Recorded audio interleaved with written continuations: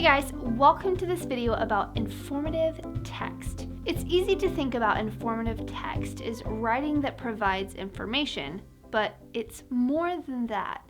Not only does informative text have its own style, but there are 4 types of informative text.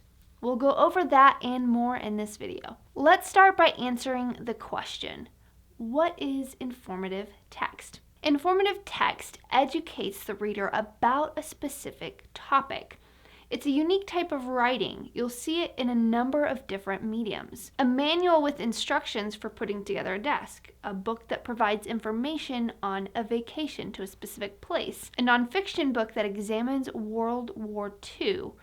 All are examples of informative texts. Informative text can appear in newspapers, textbooks, reference materials, and research papers. Informative text is always non-fiction. This type of writing also has certain characteristics that make this style easier to identify. Let's take a look at those. Informative text contains a number of aids that make it easier for readers to follow along and get the information they need. Written cues, graphics, illustrations, and organizational structure are all aids you'll find in informative text. We'll start by looking at written cues. You'll notice these written cues in books. The table of contents at the front of the book makes it easy for readers to quickly see where they can find specific information. The index found at the end of the book neatly lists all of the topics and the page numbers that denote the location of those topics. If you're confused by what a word or phrase means, you can check the glossary of terms, which provides those definitions. There might even be an appendix, which provides additional informative text on a specific subject. So how is this informative text organized? Informative text uses types, fonts, and labels to help readers find information. A bold word creates emphasis and tells reader this is important. A phrase set in italics is similar. It adds extra emphasis on an important word or phrase. Numbered or bulleted lists set apart important information in an orderly fashion. Authors might use headings, subheadings, and labels to also denote importance. Those are all ways informative text can organize content. What other techniques do authors use? Informative text may contain graphics to help the reader understand the subject. Think of a biology book you've recently used. When studying the human body, you'll see a diagram that shows the location of vital organs and systems, like the brain, heart, and lungs. That's an example of an informative diagram. It shows you the information while providing some explanatory text. In math books, you'll see charts that explain how to analyze algebraic equations. You'll find tables that explain the periodic table of elements. Those maps that show the location of countries, that's also informative. Flow diagrams, sketches, and maps are all examples of other graphics used in informative texts.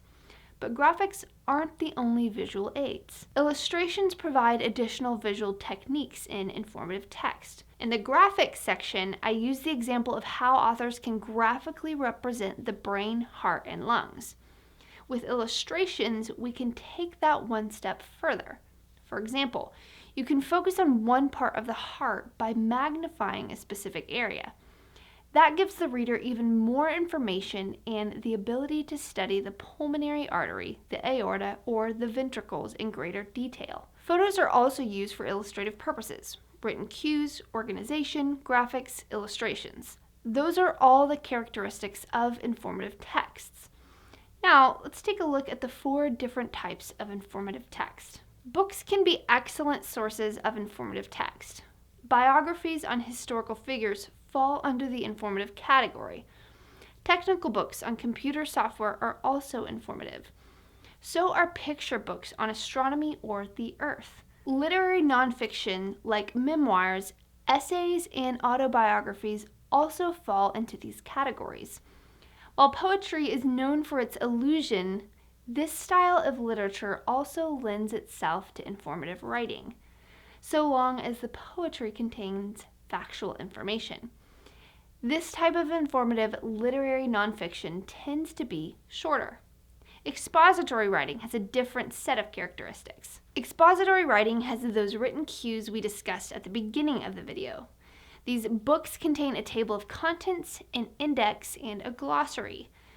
These are all tools that let readers scan through material and pick what they want to read. The table of contents, organized by chapter, gives readers a chance to skip over certain types of information. For example, when reading a book about Earth, you may be fascinated by geology, but not so much by geophysics.